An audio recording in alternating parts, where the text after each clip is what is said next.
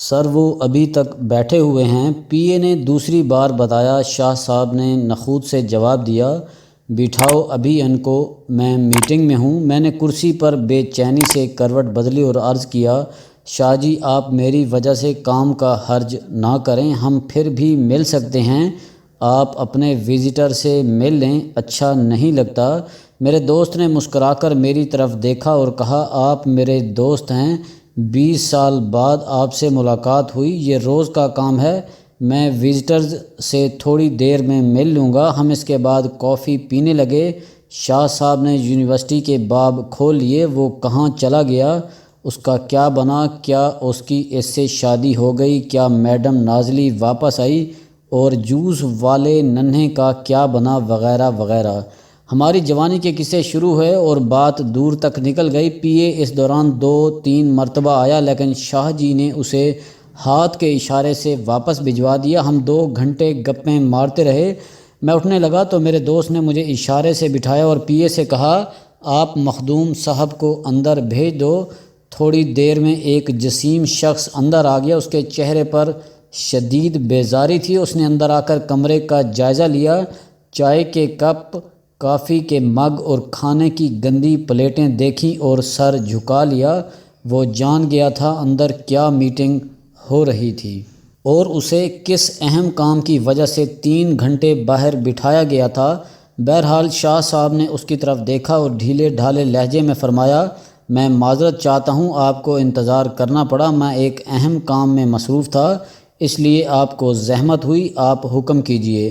جسیم شخص نے ایک بار پھر کپوں اور پلیٹوں کی طرف دیکھا اور پھر ادب کے ساتھ عرض کیا، سر ہم نے تمام ریکوائرمنٹس پوری کر دی ہیں، مال پورٹ پر پڑا ہوا ہے، ہمیں روزانہ کرایہ اور جرمانہ پڑ رہا ہے، آپ مہربانی فرما کر آرڈر کر دیں، ہماری سپلائی چین بھی ٹوٹ رہی ہے اور فیکٹری میں کام بھی بند ہے۔ شاہ صاحب نے نخوت سے فون اٹھایا، نمبر ڈائل کیا اور اپنے ماتحت سے پوچھا، بھٹی وہ ٹریکٹر کی فائل کا کیا بنا؟ وہ اس کے بعد دوسری طرف سے سنتے رہے اور پھر ہنس کر بولے، کیا واقعی 3 دن میں ہو جائے گا؟ میں نے یہ فقرہ سن کر وزٹر کی طرف دیکھا، اس کے ماتھے پر پسینہ تھا اور وہ حیرت سے شاہ صاحب کی طرف دیکھ رہا تھا۔ شاہ صاحب نے دوسری طرف سے مزید بات سنی، فون رکھا اور ہماری طرف مڑ کر بولے، مخدوم صاحب آپ 3 دن بعد لیٹر لے لیجئے گا۔ مخدوم صاحب لجاجت سے بولے، سر ہم نے جب تمام ریکوائرمنٹس پوری کر دی ہیں تو آپ آج ہی خط جاری کرا دیں، ہم 3 دن بعد لیٹر لے لیں گے، یہ اسلام آباد سے کراچی جائے گا، 2-3 دن کا پروسیس وہاں ہے، ہمارا بہت نقصان ہو جائے گا، آپ مہربانی فرما کر ہماری جان چھڑا دیں۔ یہ سن کر شاہ صاحب کا چہرہ غصے سے تمتما گیا اور وہ ذرا سے ترش لہجے میں بولے، مخدوم صاحب آپ کا کام 10 دن کا تھا، ہم یہ 3 دن میں کر کے دے رہے ہیں، لیکن آپ کو پھر بھی تسلی نہیں ہو رہی، میں مزید کیا کر سکتا ہوں؟ مخدوم صاحب نے منمنا کر دوبارہ درخواست کی، لیکن شاہ صاحب انہیں رخصت کرنے کے لیے اپنی کرسی سے کھڑے ہو گئے۔ وزٹر کو ناچار ان سے ہاتھ ملا کر رخصت ہونا پڑ گیا۔ وہ نکل گئے تو میرے دوست نے بڑے فخر سے بتایا، یہ فلاں ٹریکٹر کمپنی کا مالک ہے، یہ پچھلے 7 دن سے میرے دفتر کے چکر لگا رہا ہے، شروع میں اس کا جی ایم آیا تھا، لیکن ہم نے کہا یہ جب تک خود نہیں آئیں گے کام نہیں ہوگا، لہٰذا یہ دفتر آ کر بیٹھا رہتا ہے۔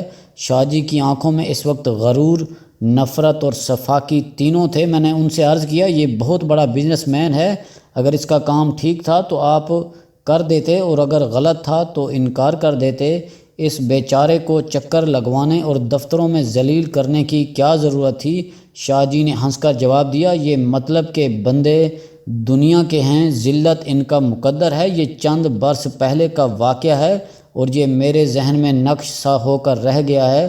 ہمارے ملک کا سب سے بڑا بحران ہماری سوچ ہے، ہم من حیث القوم اینٹی پروگریس، اینٹی ڈیولپمنٹ اور اینٹی بزنس ہیں، جبکہ معاشرے ان تینوں سے چلتے ہیں۔ ملک میں اگر ترقی کرنے والوں کی عزت نہیں ہوگی، ہماری نظر میں اگر ٹاٹ یا سائیکل سے ایوان صدر پہنچنے والے لوگ ویلن ہوں گے، دوسرا قوم اگر سڑک، میٹرو، ہسپتال، یونیورسٹی، ریل کی پٹڑی، ڈیمز اور ایئرپورٹس کی مخالف ہوگی اور لوگ غصے میں باہر نکل کر گاڑیوں، میٹروز، ایمبولینسز، پلوں اور عمارتوں پر حملوں کو اپنا فرض سمجھیں گے، یہ سرکاری املاک کو آگ لگا دیں گے یا اسپتالوں کے شیشے توڑ دیں گے۔ اور تیسرا، ہم اگر بزنس کرنے والوں، نوکریاں دینے والوں کو چور بنا دیں گے، کام کرنے والوں کو ذلیل کریں گے اور نکموں کو عزت دیں گے، تو پھر ملک کیسے چلے گا، معاشرہ کیسے آگے بڑھے گا؟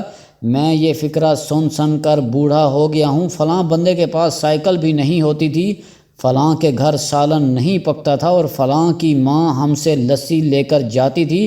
آپ یہ فقرے ہر دوسرے شخص کے منہ سے سنیں گے، جبکہ دنیا غربت سے امارت کے اس سفر کو ٹرافی سمجھتی ہے۔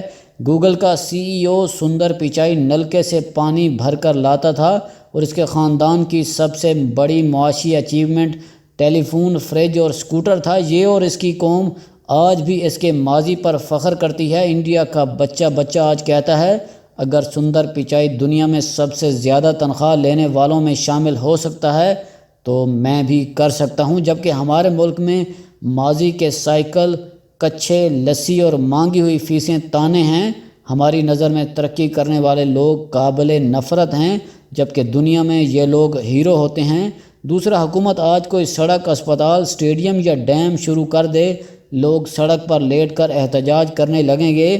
ہم 7 جون کے ٹرین حادثے کے بعد ML1 کا ذکر سن رہے ہیں۔ حکومت اسے ریلوے کے لیے ناگزیر کہہ رہی ہے، لیکن جس دن یہ منصوبہ شروع ہو گیا، آپ دیکھ لیجئے گا، ہم پہلے اسے اورنج لائن ٹرین کی طرح مکمل نہیں ہونے دیں گے، اور یہ اگر خدا نخواستہ مکمل ہو گیا تو کارنامہ سر انجام دینے والے باقی زندگی نیب کے کیس بھگتیں گے۔ ہم حادثوں کے ذمہ داروں کو سزا نہیں دیتے، لیکن سسٹم اور ادارے بنانے والوں کو الٹا لٹکا دیتے ہیں۔ غلام سرور خان کے ایک بیان نے PIA کو 8 ارب روپے کا نقصان پہنچا دیا۔ یہ آج بھی وزیر ہیں، لیکن آج اگر کوئی PIA میں نئی بھرتیاں کر دے یا نئے جہاز خرید لے تو وہ کل جیل میں ہوگا۔ جنرل مشرف اور زرداری صاحب کی حکومتوں میں لوڈ شیڈنگ تھی، کسی نے نہیں پوچھا۔ نون لیگ نے بجلی بنا دی۔ موجودہ حکومت 3 سال سے سیاپا کر رہی ہے۔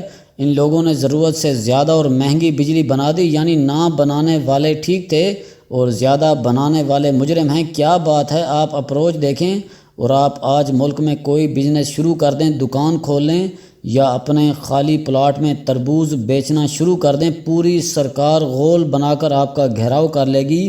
دنیا جابز پیدا کرنے والوں کو ہاتھوں پر اٹھاتی ہے، لیکن ہم انہیں عبرت کا نشانہ بنا دیتے ہیں۔ یہ ہماری نظر میں چور اور فراڈی ہوتے ہیں۔ جب ملک کا وزیر اعظم اپنی ہر تقریر میں بزنس مینوں کے بارے میں کہے گا یہ پیسے بناتے ہیں، تو پھر کون ان لوگوں کی عزت کرے گا؟ حکومت روز بڑے فخر سے اعلان کرتی ہے، ہم احساس پروگرام کے ذریعے 1.5 کروڑ خاندانوں کو امداد دے رہے ہیں، لیکن 2 سال میں 2 کروڑ لوگ بے روزگار اور 30 لاکھ بزنس بند ہو گئے۔ ہم میں سے کوئی ان کے بارے میں نہیں سوچ رہا، گویا ملک کو امداد لینے والے چاہیے، روزگار دینے والے نہیں۔ کیا اس سوچ کے ساتھ ملک چل سکتا ہے؟ دنیا میں بجٹ کا تصور امام غزالی نے دیا تھا، اور اس تصور کا انحصار 3 چیزوں پر تھا: روزگار، بچت اور اخراجات۔ بجٹ ان تینوں کے توازن کا نام ہوتا ہے، اور یہ تینوں چیزیں پروگریس یعنی ترقی، ڈیولپمنٹ یعنی انفراسٹرکچر، اور بزنس یعنی کاروبار سے آتی ہیں۔ لیکن ہم ان تینوں کے جانی دشمن ہیں۔ ملک ریاض ہو، میاں منشا ہو، چینی سفیر ہو یا پھر چیمبر آف کامرس، یہ آرمی چیف سے ملتے ہیں تو ان کے مسئلے حل ہوتے ہیں۔ آپ اس سے نیشنل فلاسفی کا اندازہ کر لیجئے۔ میں آج بہرحال وزیر خزانہ شوکت ترین کی تعریف کرنا چاہ رہا ہوں۔ یہ عقل مند انسان ہیں۔ یہ ملکی معیشت کو اسحاق ڈار ماڈل پر لے آئے ہیں۔ چنانچہ آپ کو اثرات نظر آ رہے ہیں۔ یہ جانتے ہیں آپ لوگوں کو کمانے دیں گے تو ملک چلے گا، ورنہ نہیں چلے گا، اور یہ اسحاق ڈار کا فارمولہ تھا۔ حکومت نے عقل مندی کی، یہ اس ماڈل پر واپس آ گئی۔